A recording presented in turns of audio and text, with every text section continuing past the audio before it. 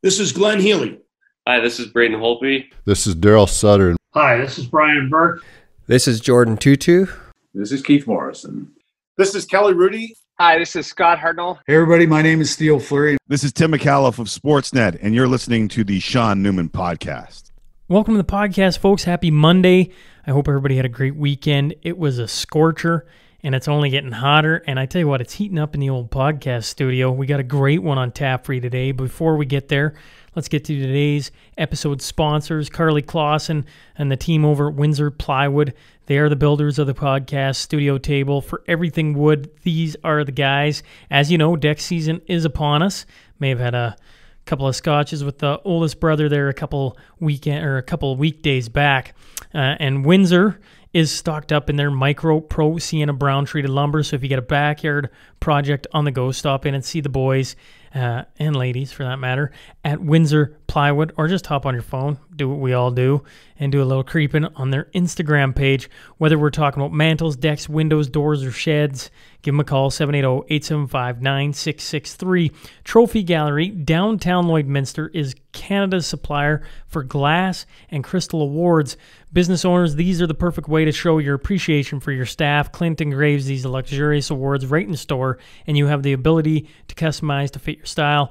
I bring up the SNP travel mugs. Clint did up for me, handed them out on the Bike for Breakfast road trip, and let me tell you, they look absolutely sharp. Take a look at online at trophygallery.ca. He's got all sizes, all shapes, all price ranges.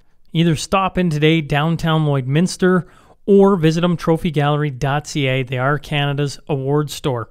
Jen Gilbert and team for over 45 years, since 1976, the dedicated realtors of Coldwell Banker Cityside Realty have served Lloydminster and the surrounding area.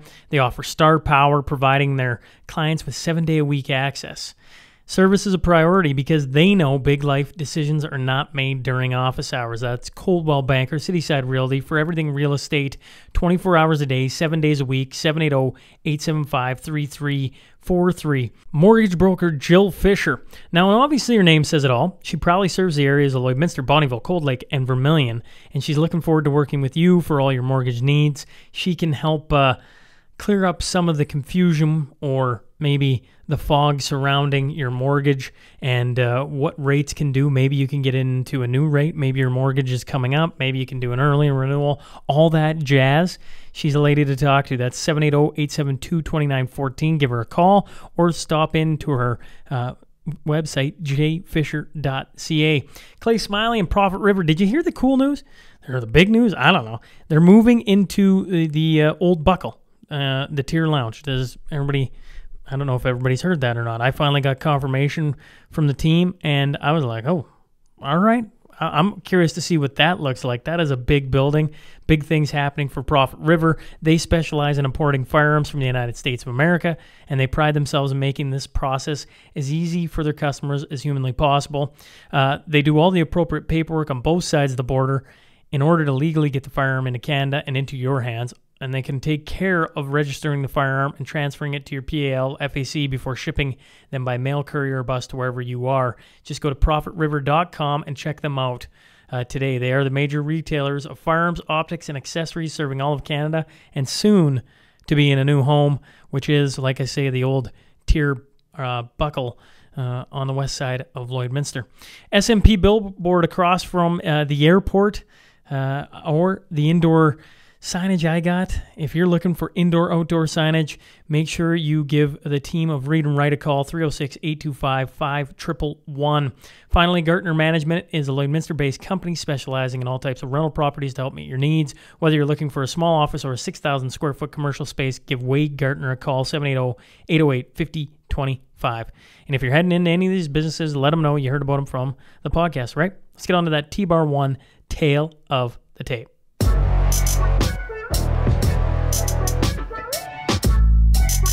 Originally from South Africa, he's been a medical doctor for 15 plus years, a family man and concerned citizen. I'm talking about Andrew Liebenberg. So buckle up, here we go.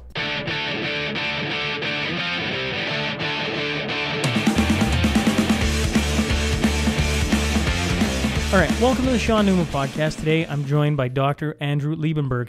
So first off, sir, thanks for hopping on. Yeah, my pleasure, Sean. Good to meet you.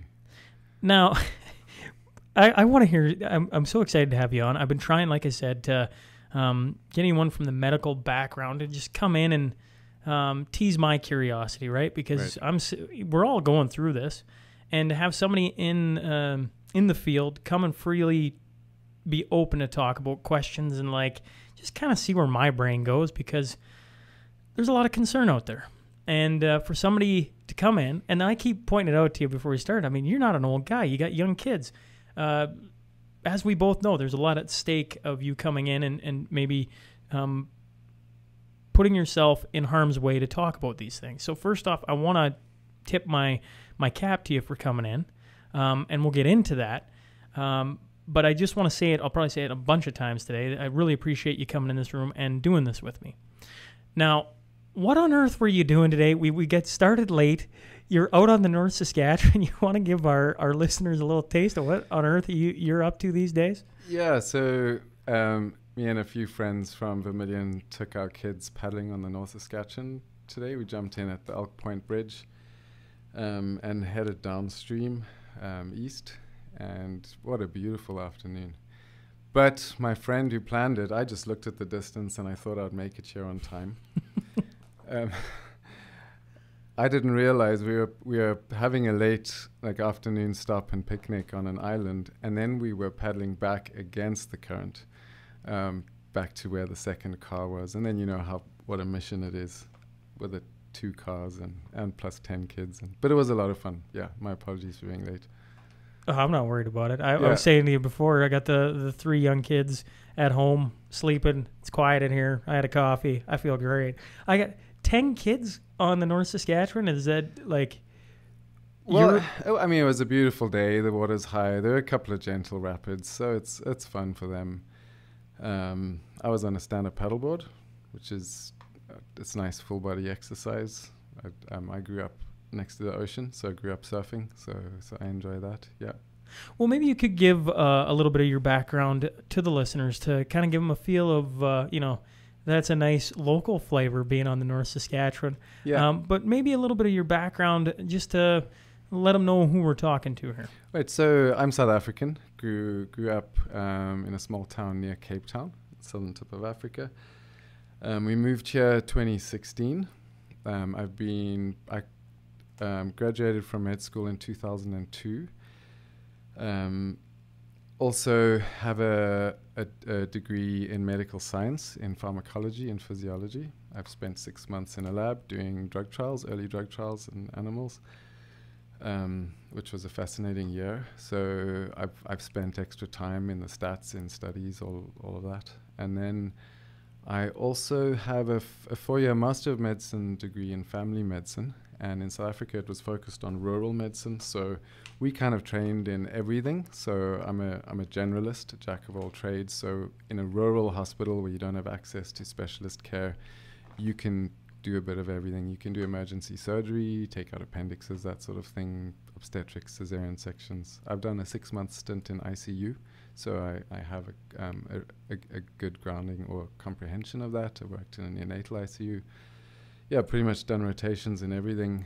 Also of note is I worked in 2004 in the epicenter of the HIV/AIDS epidemic in sub-Saharan Africa. And at that point, we had about a 40% positivity rate in the community. I was running as a junior doctor internal medicine ward of 50 beds, female patients. And most of my patients with HIV/AIDS were young mothers, and because that community, the husbands would work in the mines, so they would come back, bring HIV home, infect their wives, and we had a lot of young children who got it through pregnancy and breastfeeding. And the tragedy is, in 2004, we did not have access to life-saving antiretroviral therapy, and antiretrovirals had been out for over 15 years. Which is really, it's something to stand back and reflect on. So if you were in a first world country, you had full access to antiretrovirals. Our government just simply couldn't afford to roll it out, so they kind of had a blanket ban on it. And doctors who were standing up trying to get access to ARVs for their patients were actually losing their jobs, which, thinking back now, it's an injustice of huge proportions. I think the first antiretroviral AZT was on the market in 1987. So yeah, and I think that's why I'm quite passionate about early treatment of COVID and repurposed cheap drugs that we know a lot about. They've been out there for a long time. They have very well-known safety profiles. They cost nothing because they're off patent. And so I'm a huge advocate of getting access to those drugs. And I'm sure we'll chat about ivermectin later. I do want to say at the start that I take the ethics of medicine incredibly seriously. The ethical foundations, my oath, and also the CanMed's roles, our roles and responsibilities given by the College of, it's the Royal College of Physicians and Surgeons. I take that very seriously. As a family physician, I am a real advocate of patient-centered care, and we'll get into that. But I do want to say that I speak for. I'm not. My views are not the views of Alberta Health Services or of Vermilion Hospital. This is just a chat between us, and I know it's kind of choppy water. I went down some rapids today on my stand-up paddleboard, managed to stay afloat, so I'm hopefully gonna do the same tonight. Well, I always say, you hear the things going on in the States or over in Europe or wherever, and I always go, well, it hasn't happened here in Canada yet, or it hasn't happened in Saskatchewan yet, right? And I'm talking about all the things through the pandemic, talking about Ocean Weisblatt, a young kid getting arrested in Calgary for skating on an outdoor pond, and things like that. There was a lady arrested in Lloyd for not wearing a mask in the indoor pool. And now, once again, I don't know the full stories that go on, but when they start hitting close to home like that, guys really, really got to take measure of what's going on out there. And so for you to poke your head up and walk in this room, I fully understand, what's at stake here for you. So I do appreciate you coming in. Now, I got to ask, going back to South Africa, you said doctors were losing their jobs for standing up, for trying to get the right treatments into South Africa? Well, they were, there was just huge pushback from the government, the healthcare system, and with threat to their jobs. People who were medical directors of hospitals and that were losing their jobs. I was young, out of my depth. The day I started on my internal medicine rotation there, the internist resigned, and they didn't have a stand-in, so I managed that ward on my own. I was kind of a little before Google, so I carried my backpack full of textbooks, and it was a humbling year for sure. But doctors that were standing up, just trying to get treatment for their patients, were losing their income, really. I'm curious what you thought about that back then, and now, like, looking back on it, what you think now.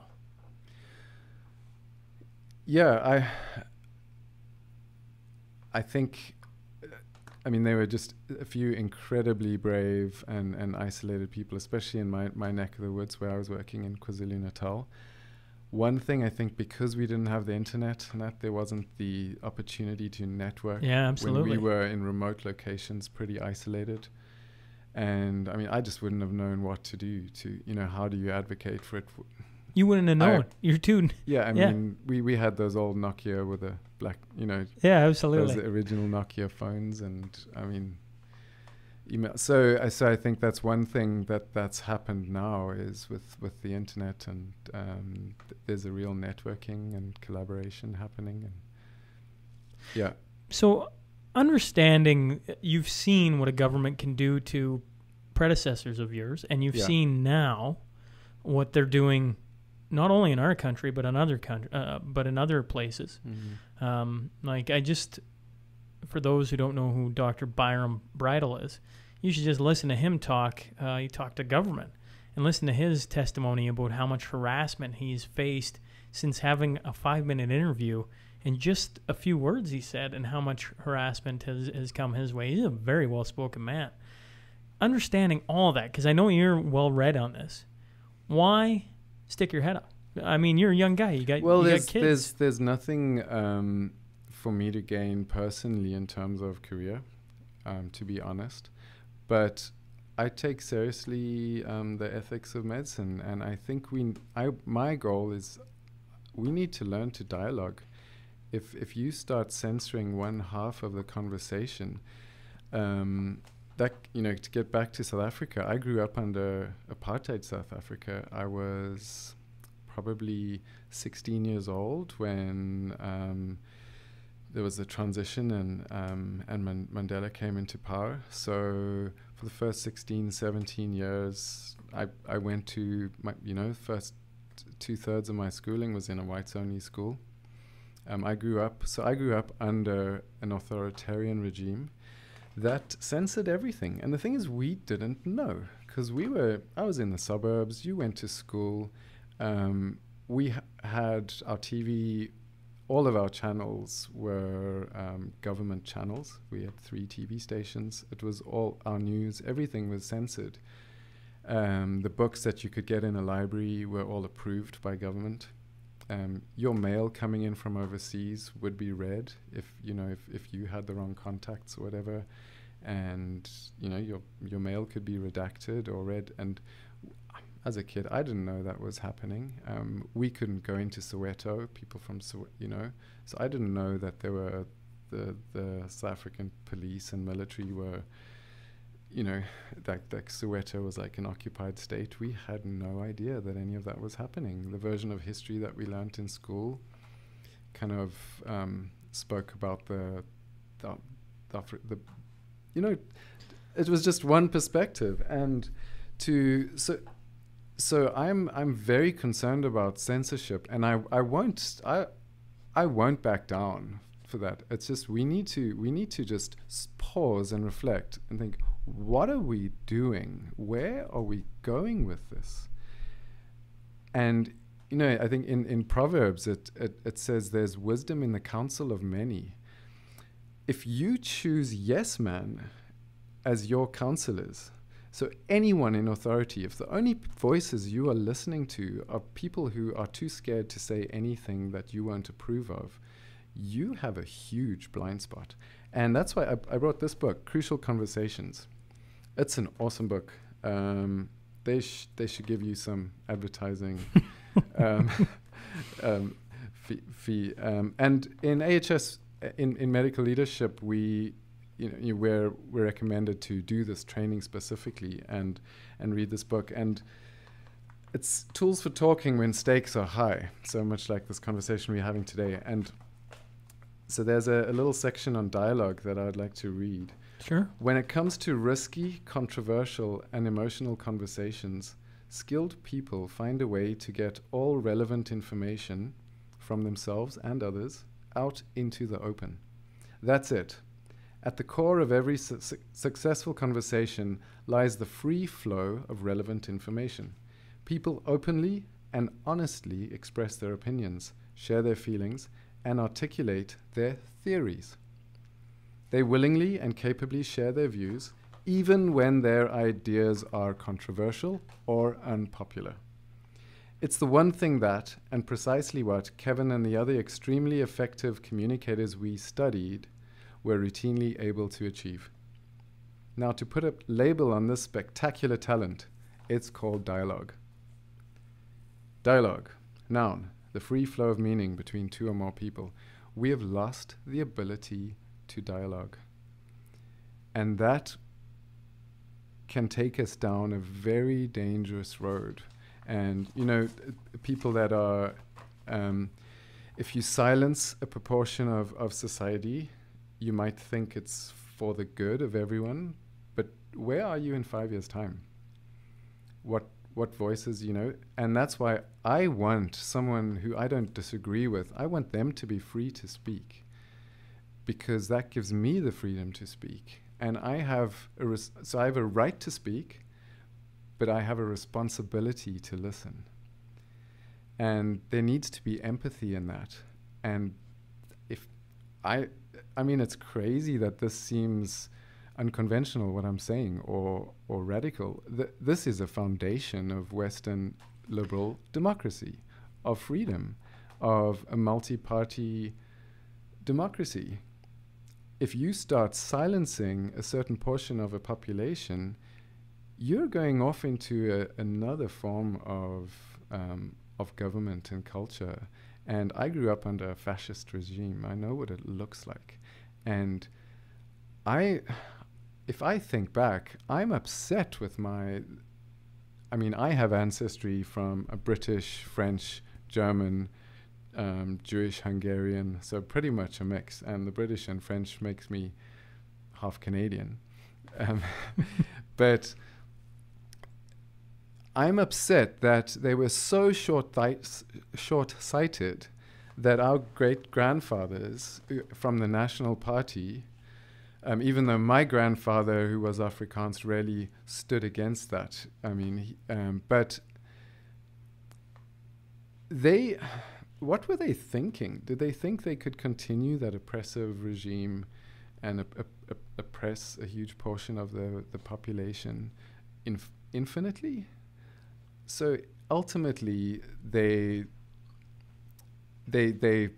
for that short-term gain of their short-term wealthy white supreme nation, they really shot their great-grandkids in the foot.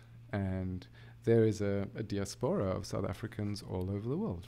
You'll find, I've got cousins in London and Melbourne, Australia. It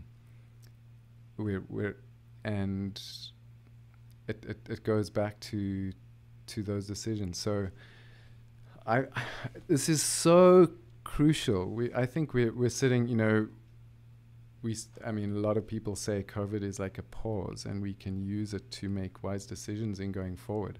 I think we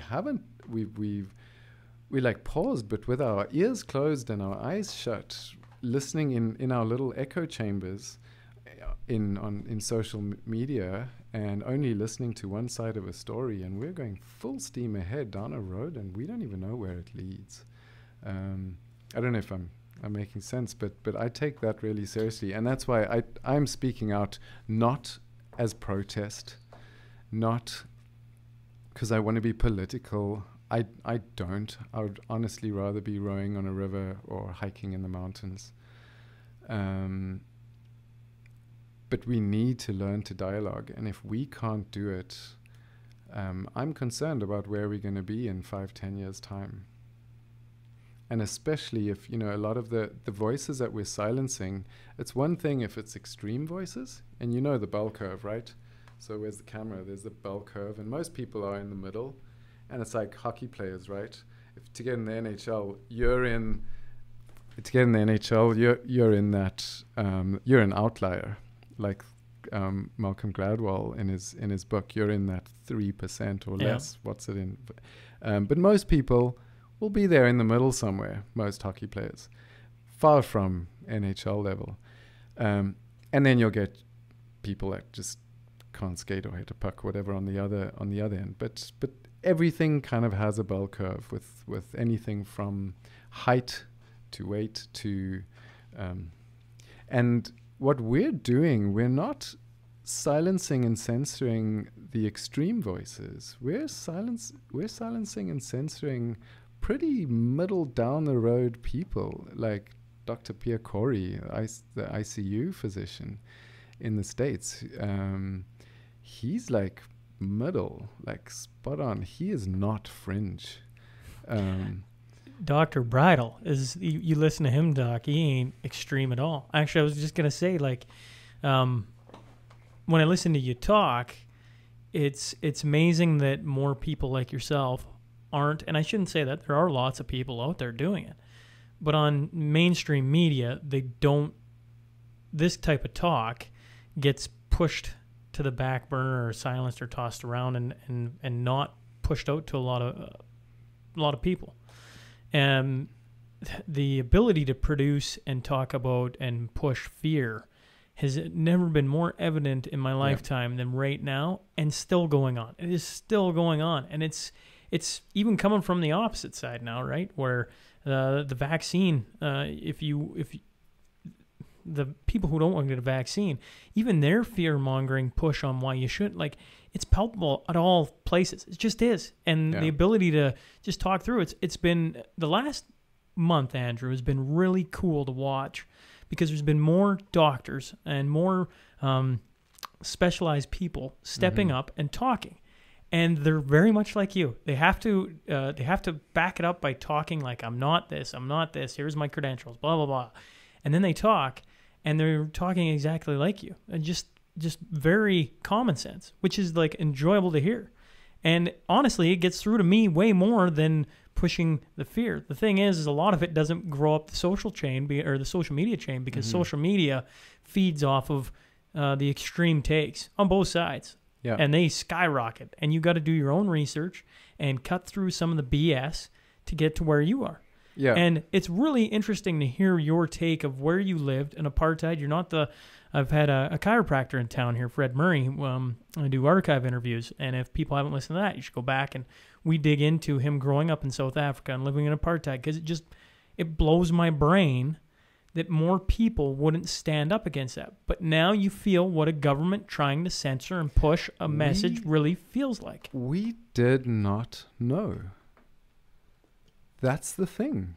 That message never got to us. And I remember my dad was a pilot. I went with him as a teenager. I went with him to London on a trip. And he took me to the South African embassy, and there were people protesting outside. And I'm like, what's that about? And yeah, he had a conversation with me about what's happening in the rest of the world and we had no idea that it was just because we lived in this little censored, curated bubble. And it was, we'd only heard one side of the story, and that they try to perpetuate that system.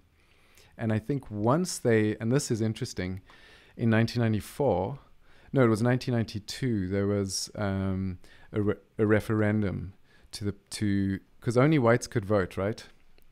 So there was a referendum whether we should open up the vote or not. But now you must understand the white population was less than 20% of the population. So if you open up the vote, you're giving away power, guaranteed. And there were some kind of far left-wing parties whose slogan was like, kill the farmer, or let's push the whites into the sea. So it was scary, but it was an overwhelming yes vote. We choose democracy. We're going to open up the vote. And there was that 2-year process. Mandela was released. There's an awesome movie called Invictus around that, with a Springbok rugby team. At the time, we won the World Cup that after opening up. It was an amazing time, and it was like having your eyes opened. But until that referendum, I mean, we were just living in a bubble. And I think a lot of people who were awake had to actually flee. Lots of people, like there's a famous poet who stood up, Afrikaans poet Breyten Breitenbach, and they lived in exile.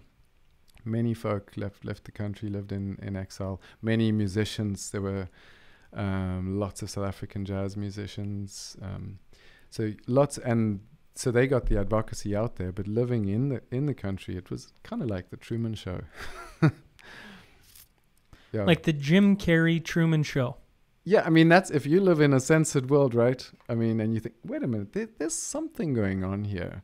But yeah, I mean, that's an extreme example, but it's not. I lived through that, right? But I mean, it's like, how many times, I'm sure my listeners think like me at times, you just go, like, something's just off. Like this feels like, what is going on? And I think all of us are pretty rational people. But when they start trying to divide you and push out these like things, there's no way to like, and then they don't allow you to talk and you're all like, you know, like think of some of the stuff we've had to deal with over the last 16 months, right? Like nobody in your house. Anywhere you go, there's a mask on, no congregating, all these things. I can go down the list of Canadian rights and freedoms, right? And then you don't talk, and all you see is social media pushing the extremes and media pushing the same numbers over and over and over again. And, I mean, that's why I go back to this fear and the stress and everything else. Like, it is palpable. You could cut it with a knife. It was so thick there for so long, and now, you know, it feels like we're coming out of it. But I don't know. It's a strange time to be alive. And maybe there's always been strange times to be alive. Yep. Heck, you certainly lived in a country where it was difficult, shall we say. Like to come out of that and see that must have been an odd sensation to look back and go, wow, like I had no idea. And now to see what's happening in Canada must be almost surreal. Well, it's certainly unexpected, but it's not just Canada, it's the world, right? Yes, and this I think, is true. Sure, democracy is messy, and it's not that efficient. A totalitarian system is very efficient, like incredibly. If you've got a leader who doesn't have to worry about the 4-year election cycle, if you know you're in for the next 20-25 years, you can play the long game, you know. So how, just on an economic, how do you compete with China economically with their system? But we need to reflect and not just, you know, embrace things like surveillance. And there's a book, Yuval Noah Harari, he's a historian and a philosopher, and he's got a book called 21 Lessons for the 21st Century, and he's talking about this fourth industrial revolution. I mean, we're going through explosive change on so many levels.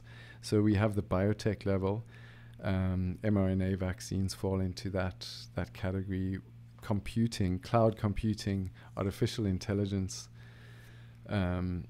space exploration, you know, digital currencies, which open up with everyone connected, which opens up the possibility of a centralized digital currencies, that sort of thing.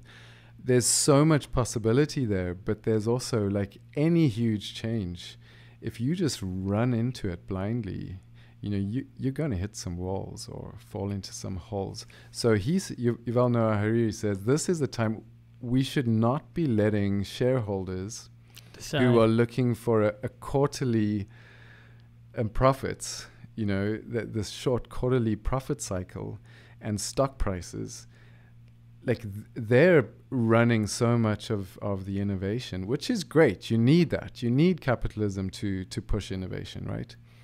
But if it's people with the big bucks that have all the voice, and you have your philosophers and pastors and just your old people who've lived, you know, your elderly, instead of being locked up in long-term care homes, if they actually have a voice and say, well, I would just pause and think, what do we want? And is this going to take us there? You know, not just, the next phone is so cool. It's got 3 cameras. Let's, you know, and woohoo! Let's just full speed ahead. Like, where are we going? Where are we going? Putting our kids in front of screens. Like, they're being raised by algorithms. Like, they're going to, their whole mental makeup is going to be different from you know, over 1 or 2 generations. The change in culture and on so many levels is the change is so huge. So you need to pause, reflect, and think about what's the game plan here. We've got all these amazing tools. We've got AI, but are we just going to go full speed ahead because we want to beat China? Or are we going to pause and reflect and say, what do we want from this? And are we just looking for a comfortable, convenient life where we can just sit back and press a button and everything's done for us? Or do we actually want community and freedom, for instance, you know? And just, you know, what are our values, you know? and you know, our culture has. I grew up in a Commonwealth country too. You know, British, French, European ancestry, and I grew up in a. I have close, dear friends who are native First Nations in South Africa, and I really respect their view on life. They're much less individualistic. They actually, if they're not part of community, they struggle to make sense of their life.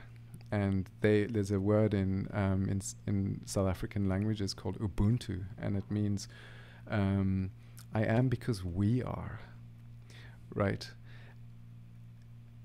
So, you know, this things that are truly valuable, like family, community, and our freedoms, that have taken hundreds of years to, you know, to get to this point, To curate, to bring curate about, and bring about.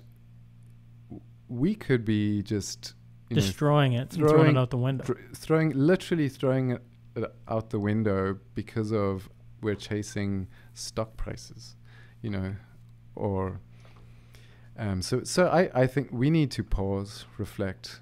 We need the old people to speak, the elders. We talk about that all the time, you know, the elders, but they don't have a voice. We need to listen. We need to start conversations and dialogues where people have opposing opinions, because that's normal, right? Especially in a diverse country like Canada. And we need to reflect and think before we just barge ahead.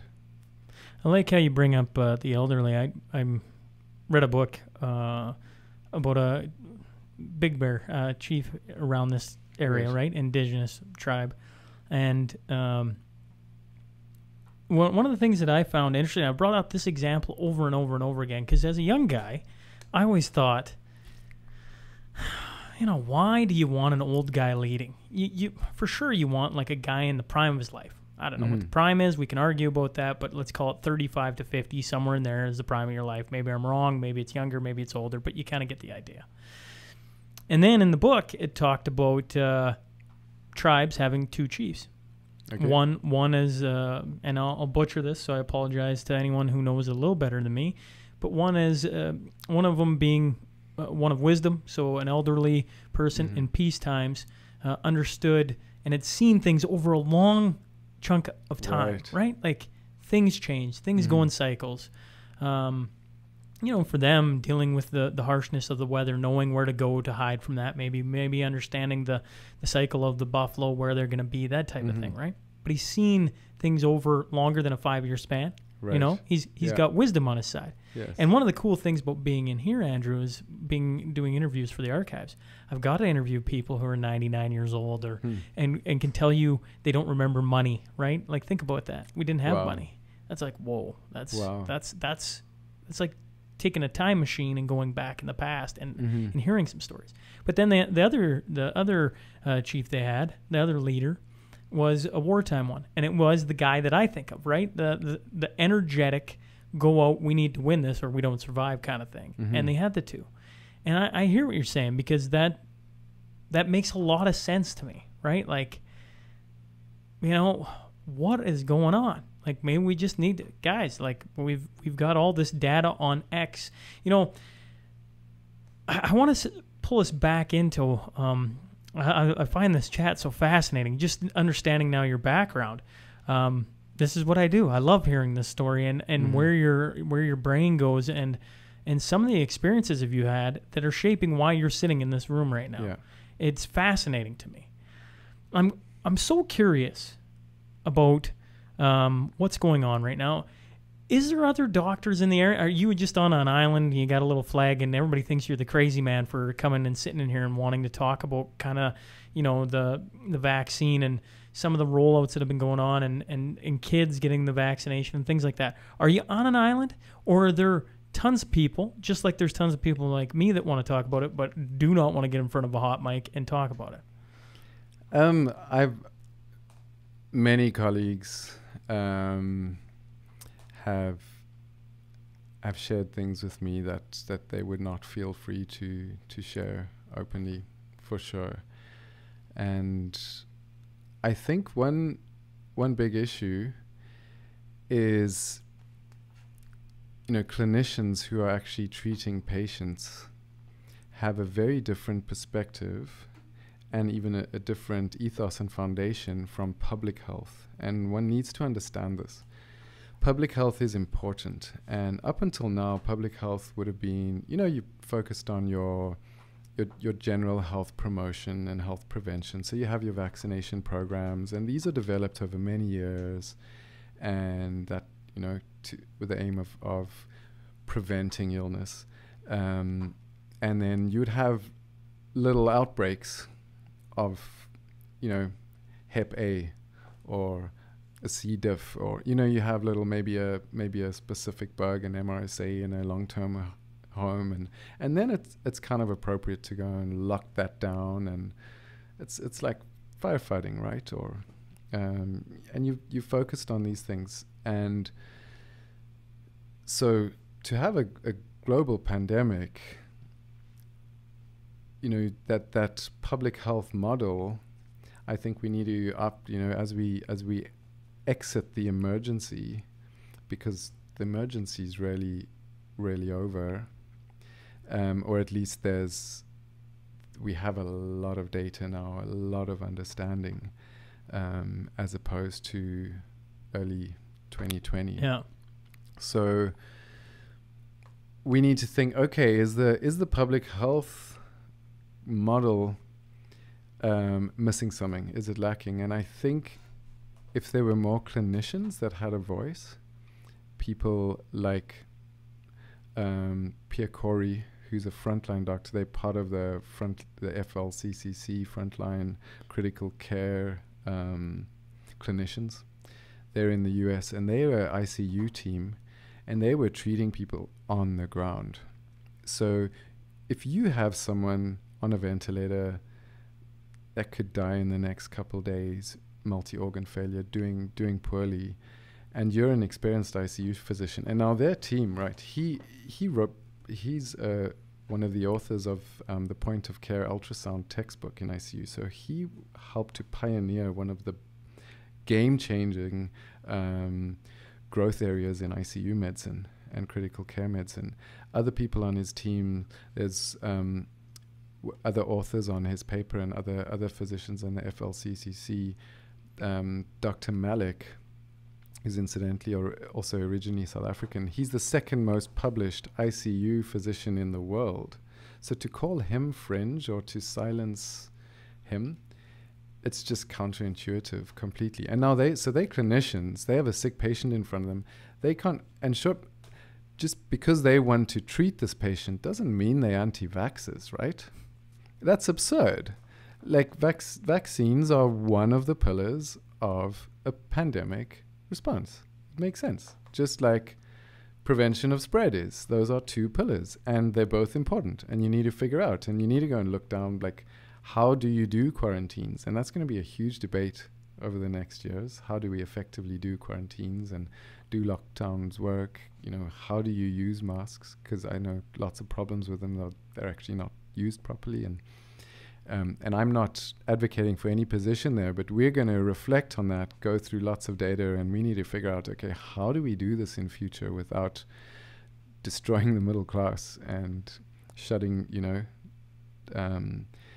pushing everyone into debt and locking up kids at home and stopping sport for, that's a vital part of a healthy lifestyle for a kid. And we can talk about that later.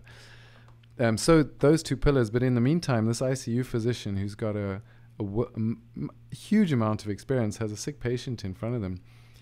You're going to try and treat that patient. So you're going to, like a clinician, you're a detective. You've got a unique patient in front of you with a condition, but there's always individual factors. So you're going to interpret you're going to do take a history, look at comorbidities, you're going to do a physical examination, you're going to do special investigations, blood tests and scans and all sorts. And then you look at all that and you think, okay, so this is going on. It looks like this this looks like a hyperinflammatory response centered in the lungs and now affecting the kidneys, and they're in acute renal failure secondary to that. And then, and we've got blood clotting going on here. And you don't have to wait for a peer-reviewed study sponsored by a big pharmaceutical company before you give a blood thinner or before you use steroids. And they were incidentally using steroids long before dexamethasone and prednisone were approved by the WHO and trickled down in protocols, because it takes time for big agencies to sift through data. And they were told at the time, you're doing the wrong thing. And it turns out they were doing the right thing, and they were ahead of the game. But it's because they had a sick patient in front of them, and they were using their toolbox to treat that patient. And we've got this pharmacopoeia at our disposal, just like a hockey team. You've got a set of tools. You've got a toolbox. And as clinicians, we've always been free to use that within an ethical framework, always considering risk and benefit. And they've pioneered, along with, actually treating people with COVID-19 with a lot of repurposed drugs that, are cheap, which is a good thing, but it's not a good thing for shareholders and for big pharmaceutical companies, off-patent cheap drugs. And we can talk about that more. But I think the perspective from a clinician as opposed to a public health, where they're sitting at a desk looking at numbers, you're looking at population level things. So you're always looking at it's numbers. You don't have a real person in front of you. And that's a game changer if it's a real person. And I can share some real stories if you like. I would honestly, I would certainly love to hear some real stories. I think for the area specifically, to hear some real stories kind of brings it home. It's right. It's one thing to hop on and hear about Dr. Francis Christian at a Saskatoon, which is literally right there. But for some reason, it doesn't. People are going, oh yeah, right. To have a guy stand up in our area, in this area, and want to talk about it, want to share some real stories. I'd love to hear some. Yeah, and again, I think we need to start dialoguing. And otherwise, we won't be able to look at data from an unbiased perspective, right? So 2 stories that really impacted me personally and actually made, I think that it's a big reason why I've maybe here today. And before I share them, just a personal story. I have three kids, 11, 13, 15. I'm very blessed with my family. I have a lovely wife who homeschools. So, and people already put me in a box because of that. But she's awesome, and she pours so much into them. And because of, there's so many resources out there these days. So I know we can give them just the best education possible at home, and we're part of a good community in that. And we do a lot of things together. We ski together. All 3 of my kids went down a double black diamond with me this last winter at Lake Louise, and it's I mean, I'm speechless. It's a dream. But my middle son, Thomas, had leukemia when he was 4. And that pulled the carpet from under my feet.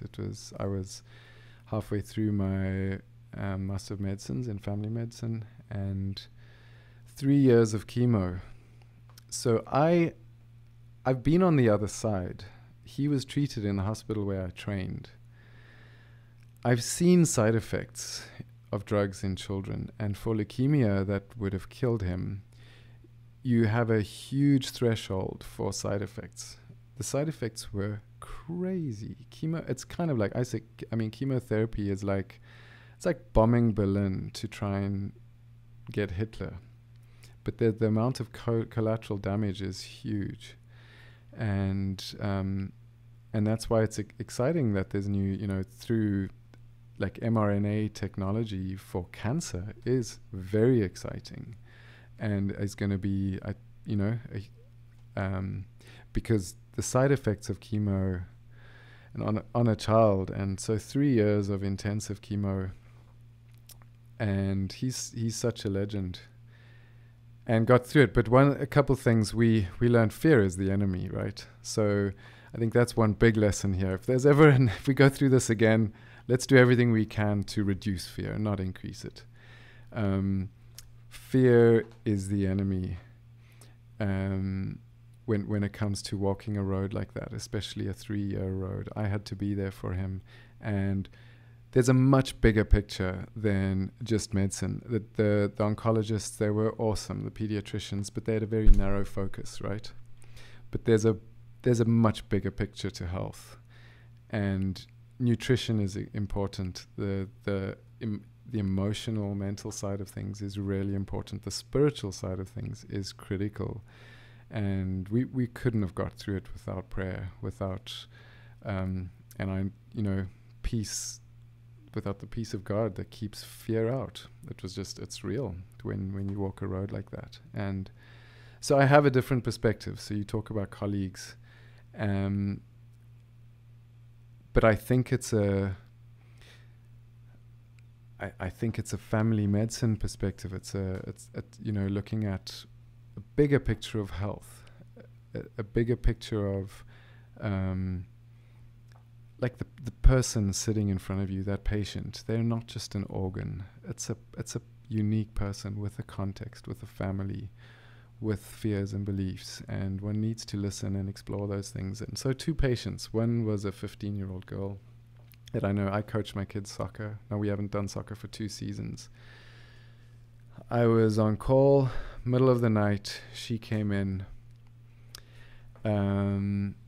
with a medication overdose, a suicide attempt. And we see it often in that age. Often, it's after a bad breakup or bullying online or whatever, and but they don't really want to die. It's more of a cry for help thing in that age group, especially a teenage girl. But what shocked me was this girl that I know from soccer, who's usually, at that time, it was, say, late April. If she was on the soccer field, she would be the happiest kid in town. That's what doesn't have the happiest home. But now she's been locked up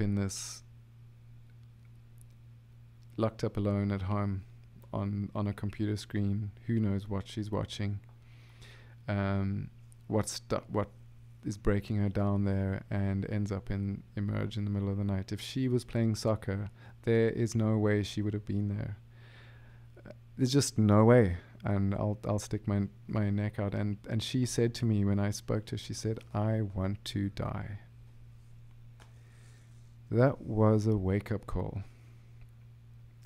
Like, what have we done? What are we doing? And can we reflect and just think, like, can't we just be honest and say, okay, like,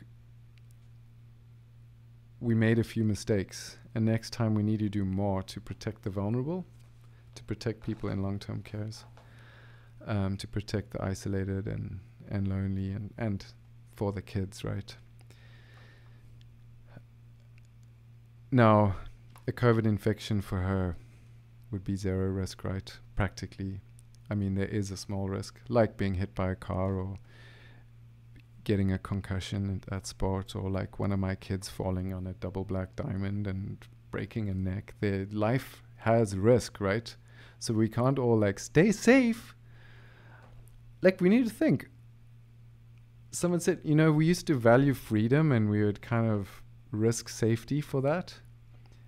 Now we're willing to give away freedom for the sake of safety. And what does that safety even look like? Is a kid alone at home in front of a computer screen on the internet, where she can be exposed to trawlers and who knows what, or a 13-year-old boy that should be playing hockey playing a like 18 plus violent teen game? Are they safe? Let's put it this way, Andrew. I'm 35.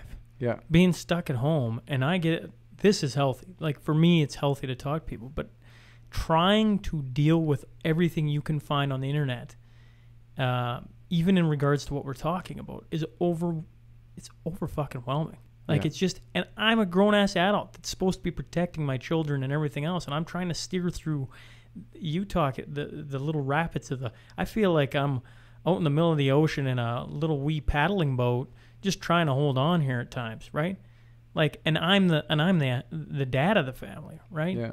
Like, kids are not equipped. They're not. No, For what we're going on. And on top of that, we all have an onus on ourselves to stand up and be like, this doesn't feel right. Like, you know, I got a good friend in Ken Rutherford who always tells me, you know, the government works for us. You know, that's what it is. If we don't like it, we got to voice our concerns and start to let people know this isn't right.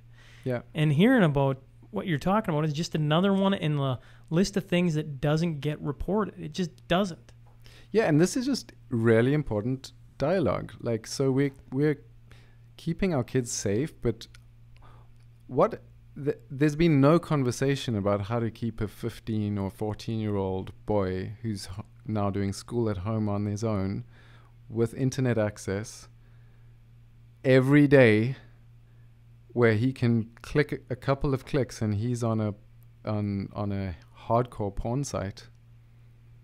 Where was the effort in keeping that kid safe? I don't know how I would have done that.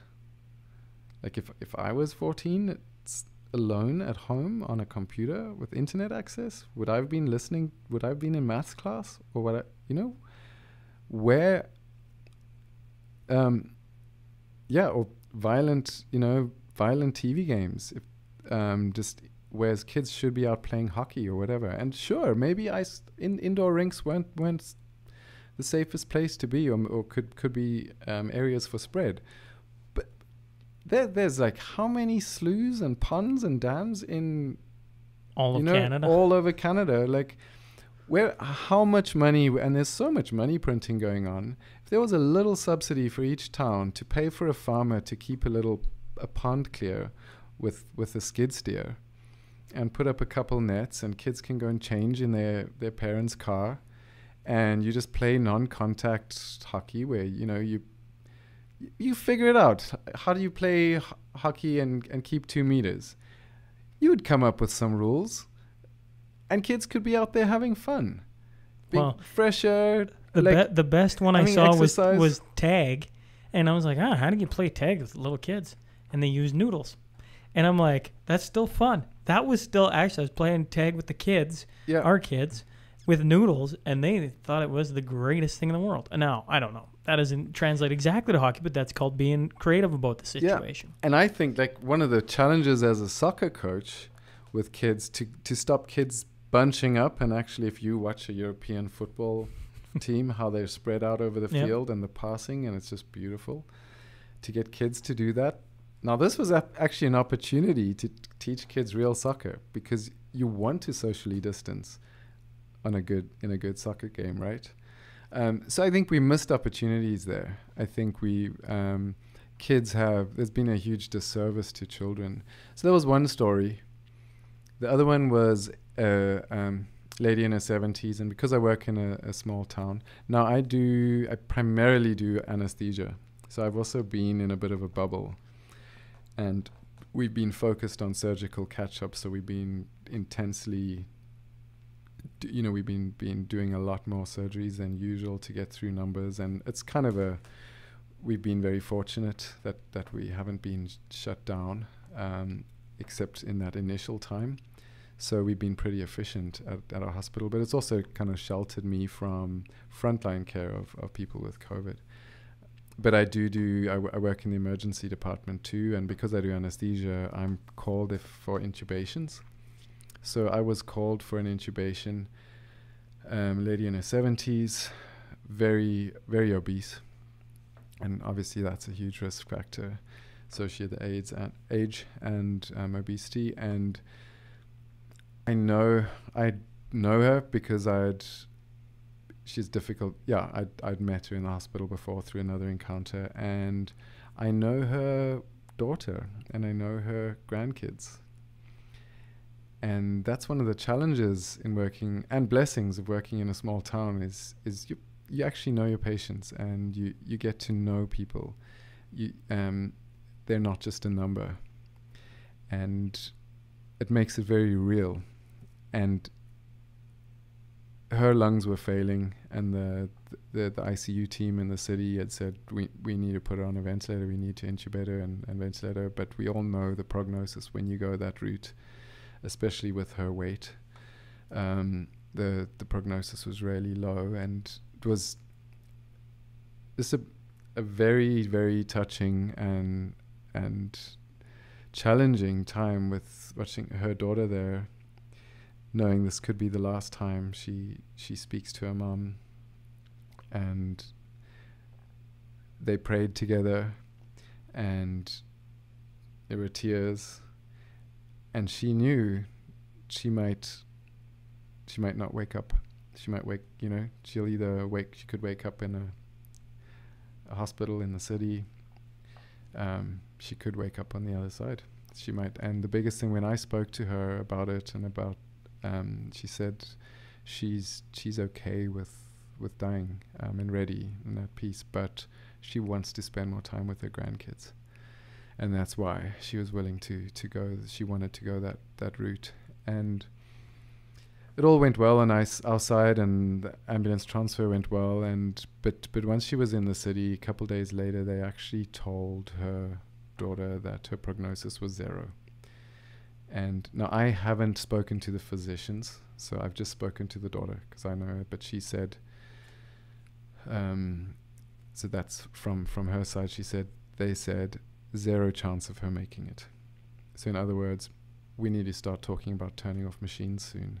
So she said, listen, I've heard about ivermectin. I've heard there have been people in the States that have been on a ventilator, they've been given ivermectin, and they made it, and quite quickly. And now, again, this is secondhand information from the daughter, and when I followed up with her, but she was in tears. She said the doctor that she dealt with, who's a specialist, said, there is no chance that we will give ivermectin because it is not scientific. So Dr. Pierre Corey, who is an ICU physician of huge stature, he's a Conor McDavid, and he's published a review on the ivermectin for prevention and treatment of COVID-19, which is, it's a groundbreaking review. When I read it, it was just like, this is awesome. And he also thought when they started using it, and when they collected more and more data, and then they started seeing observational data in third world countries, where now observational data is usually, it's not the gold standard. A randomized clinical trial is the gold standard. But if you've got observational data over a whole country like Peru, who rolled out ivermectin over 8 cities, so you're doing a study on millions, and when you get the same graphs in 8 cities, and when statisticians go and kind of do their best to iron out any biases and other confounding variables, so that it's the only difference between populations is whether you got ivermectin or not, and to look at that data, to see mortality just plummet like a stone. And the same happened in India. And India, the WHO actually recommended against ivermectin use in India when they were going through the 3rd wave. And we all know of the Indian or Delta variant, and and there's concern for our fall, whether it's going to come this way, and how well the vaccines are going to work, and all of that. So they're going through this wave, and they're a country of over 1 billion. So, I mean, you can imagine the death toll. I mean, there were stories of bodies floating down the Ganges River. Well, and we saw the videos of them burning people because they had nowhere to put them. Yeah, and now ivermectin has been out for more than 30 years. Here we'll know it as a veterinary medication, but in the tropical countries, it's used, it's actually a Nobel Prize winning medication for eradicating river blindness and elephantiasis in a lot of tropical areas. So there were communities in some tropical third world poor countries and tropical areas where the majority of people, like I think age 40 or so, would actually go blind from these parasites, and ivermectin completely eradicated that. So it's been given, there's more than 4 billion doses have been given to humans, and it has got some of the best safety data in the world. On the WHO safety, their pharmacovigilance data, they've got a database, and this spans like over 30 years. I think there's something like 20 deaths and 5,000 adverse events in over 4 billion doses. So, and it's off patent, so it's dirt cheap, costs a few dollars. It's accessible in third world countries because they use it for parasites. Now people say, oh, but that's just, it's obviously doesn't work because it works for parasites. No, the reason people started using it, and if one honest goes and listens to, there's a great talk by Dr. Pierre Corey on the Dark Horse podcast. Yeah. Brett Weinstein. Where he actually explains it. And there was some scientist who was doing studies on repurposed drugs and looking at effectiveness against different viruses, because we haven't made that much progress in antivirals. And so there was data out there that ivermectin kills SARS-CoV in a petri dish. So that was reason to start using it. Now, just because it works in a petri dish doesn't mean it's going to work in a human body. You might not get the same concentration, etc. But if you've got a known drug that's been used on that scale, more than 4 billion doses, that's dirt cheap. The only problem is, though, and its Achilles heel has been that no one's going to make a huge amount of money from it. So you bring me to... So and just to remember that story, a patient, my patient was, they would not give ivermectin to someone who had 0 chance of living. So what risk was there? What cost to the healthcare system? We're already, I mean, we've spent a huge amount to go to all the effort of ICU care. So a few extra dollars, like, what harm could possibly have been done? And I feel it's incredibly arrogant. And that to say that, or to, like, because her daughter was in tears. And she made it in the end. She survived. Imagine if she had died the next day. No. So, I mean, and after being given a 0% prognosis. So is that just to maybe even try and defend some of the doctors? Is that because of the pressure above them to not administer something that hasn't been given approval? Well, that's when I looked into it. She asked me about, so I went and I got Pierre Corey's review. I mean, it wasn't published yet. It was published in the American Journal of Therapeutics May-June edition. So it has been published now, but the pre-published, their earlier reports were available. And I'm good friends with a pharmacist in South Africa he was the head pharmacist for a whole health region. So I trust his view on drugs, and he was giving me information about ivermectin early on. And I think, third world countries that didn't have as much access to vaccine have been experimenting with it a lot more and have been more free to experiment with it. So I started reading up on it, and I was blown away. And then I thought, but if all this data is out there, why are we not using it? It's sadly not recommended. And there's a very thorough document. Page 3, it says it's not recommended to prevent or treat COVID. More research is needed. The original document was out in February. It was updated in April. And they do continually update when new studies. So they're looking at all the new studies. So I've actually, as an advocate for early treatment, which, by the way, I do not see why it should threaten a vaccine rollout, because that patient in ICU or a patient who's just been diagnosed, it's too late for a vaccine, right? So that patient, and as a clinician who sees real patients, you want to be able to give them something, and and the more tools, the better. The more options, the better. So and I understand more now what some of the issues are. But anyway, so it's still not recommended. The last time I looked was a couple of days ago. But if you read through the actual, because on page 3, the summary recommendations say it's not recommended. So I went and spoke to our hospital's clinical pharmacologist, and she showed her Pierre Corey's review, and she was like, wow, this is awesome. This is a game changer. And I said, will you find out more if we can access it? Because I'd also been to all the pharmacies in town, and their college was saying we can't use it. And I showed them the review, and they're like, yeah, that looks great, but our college says it's not licensed for that purpose.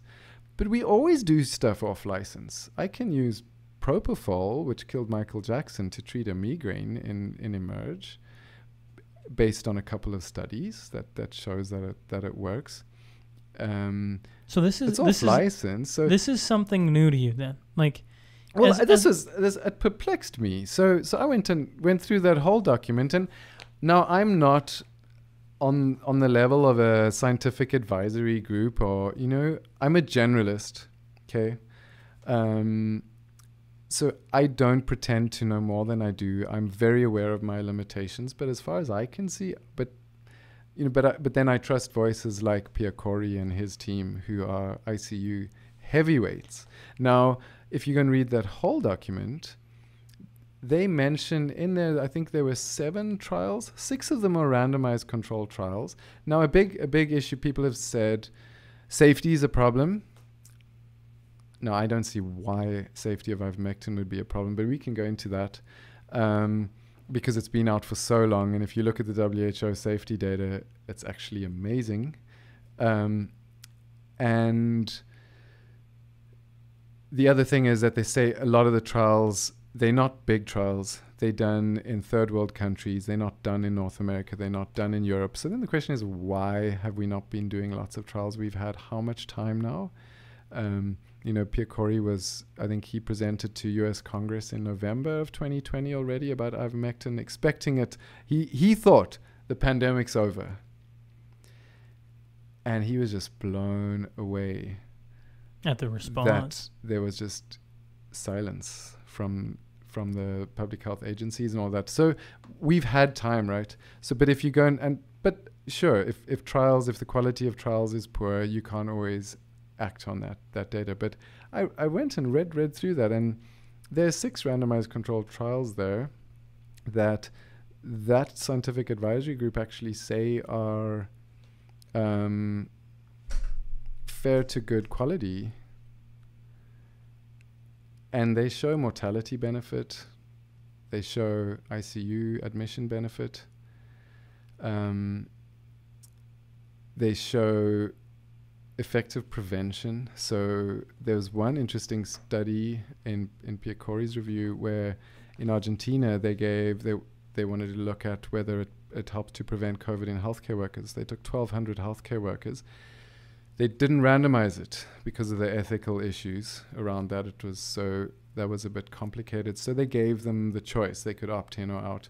So 700 or so patients decided to take ivermectin for prevention. And not one, during the study period, not one of them got COVID. So out of 700 people on a preventive dose, and I believe it was a once weekly single dose. So it's kind of like taking a malaria preventative, just a once a week dose.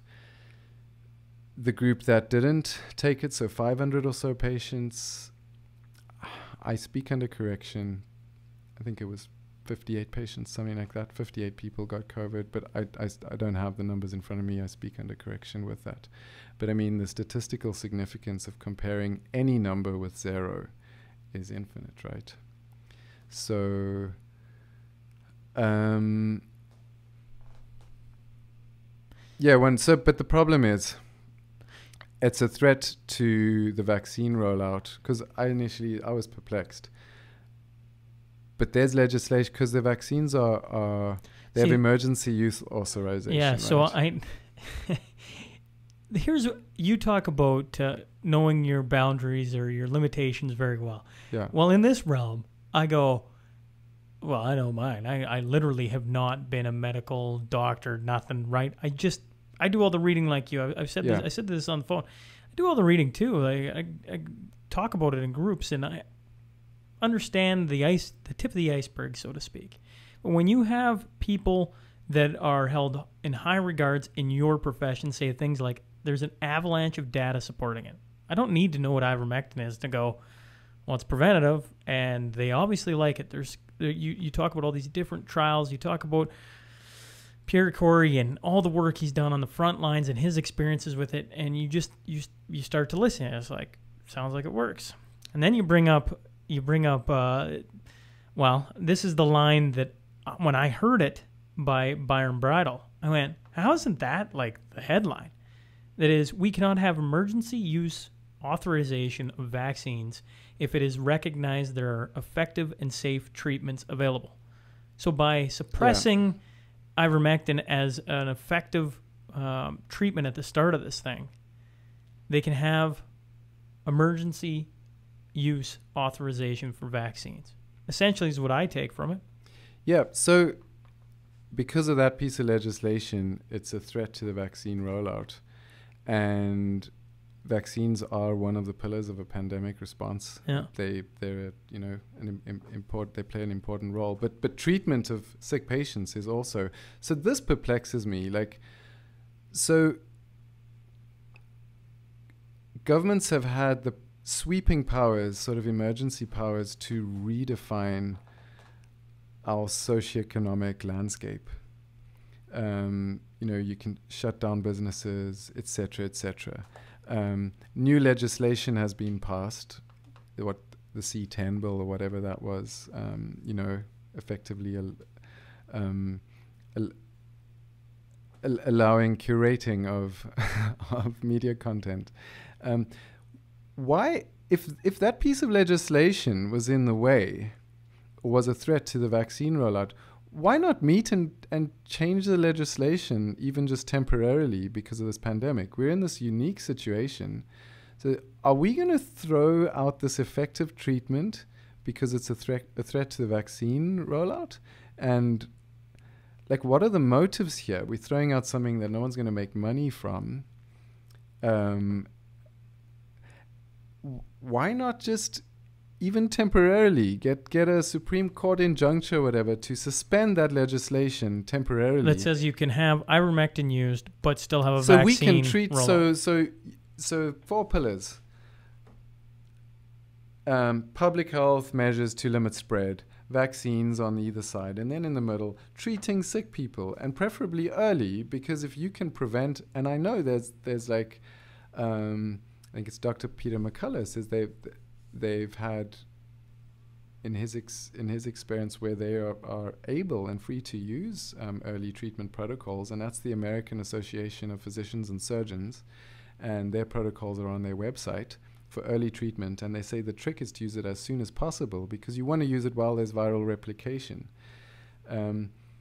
You can prevent hospitalizations. You can reduce ICU admissions, and that was the whole reason for the lockdowns, was because ICUs were being overwhelmed. So if you can, and even if it's a small, even those who are maybe critical or not sold by the data, even if it's a modest reduction, maybe the third wave of lockdowns was not necessary. What difference would that have made for small businesses, for families, for kids in school? Et cetera, et cetera. So, yeah, it just perplexes me. And I think that's one of the big lessons and something that we need to dialogue about. And, public health agencies globally that are essentially hiding data and standing like Merck, they changed, there was never an issue with ivermectin safety, but now all of a sudden they've put out a statement on their website that they have safety concerns around ivermectin. So, and that's... Well, you want to talk about strange. Hey folks, thanks for tuning in. This was part 1 of Andrew Liebenberg. He'll be back on Wednesday with the second part of his episode. If you enjoyed this, make sure to subscribe, leave a review, share with your friends. appreciate all you guys tuning in and giving me your feedback on what you think of all these conversations. So we're going to catch up to you guys Wednesday. Until then,